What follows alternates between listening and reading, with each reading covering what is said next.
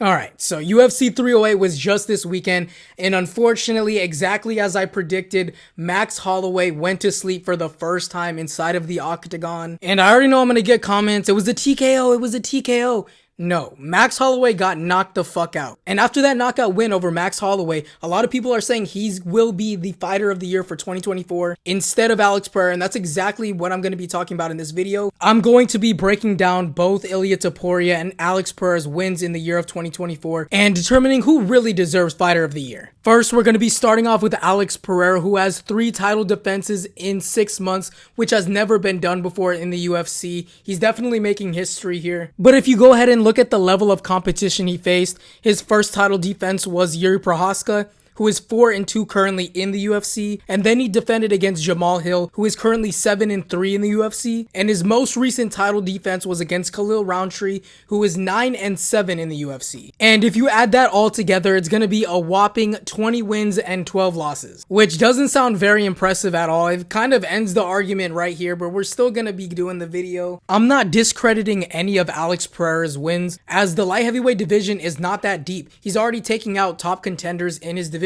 And if you look up the best wins on Alex Pereira's opponent's resume, it's going to be Thiago Santos and Glover Teixeira. Once again, I'm not discrediting Alex, I'm just speaking the truth here. Neither of those guys are all-time greats. None of them. Glover's a good fighter, don't get me wrong, but he's not an all-time great in light heavyweight. He won the belt off of an impressive performance against Jan Blachowicz, and then he lost it the very next fight. He didn't even defend the belt. He lost it in his first defense. And if you look at the level of competition between the two, it's really not even close. He won the belt off of Alexander Volkanovski, who is 13-3 in the UFC and reigned for 5 years with 5 title defenses. So he goes in and he knocks out the GOAT of his weight class, Alexander Volkanovski, and then 7 months later, he knocks out Max Holloway. Something that's never been done before in the UFC. It's never been done ever. Just to put this into perspective, it's like if Alex Pereira were to knock out DC and then proceed to go and knock out John Jones. That sounds a bit better than 2 guys that weren't even able to defend their title at least once. But let's go ahead and take a deep dive into Max Holloway's resume, because this is honestly crazy.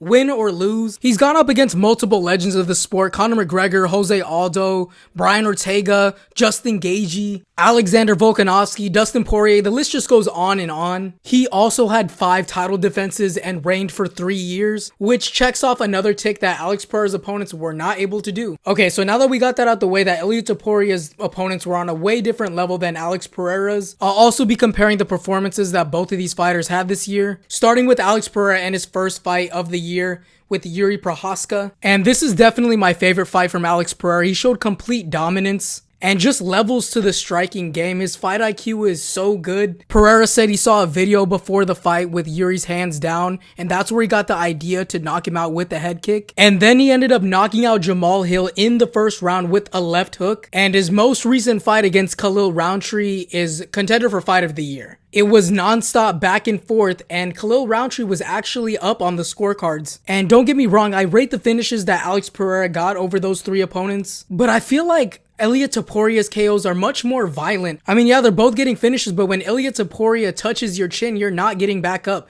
You're getting knocked the fuck out. We saw that with both Alexander Volkanovski and Max Holloway. They were both on the floor at the end of the fight, and they were there for a while. Whereas Alex Pereira only dropped Khalil Rountree at the very last exchange when he TKO'd him. Matter of fact, both Khalil Rountree and Alex Pereira both got dropped the same amount of times in that fight. And we've yet to see that against Ilia Topuria. He's been winning every single fight up until the point he knocks his opponent out. His wins this year are just way more brutal, way more technical. It checks off all the boxes that you want to see in a fight. So that's why I'm gonna have to go with Ilia Topuria as fighter of the year for 2024. But that's gonna be all I have for you guys in today's video. Let me know who you think is fighter of the year down in the comment section below.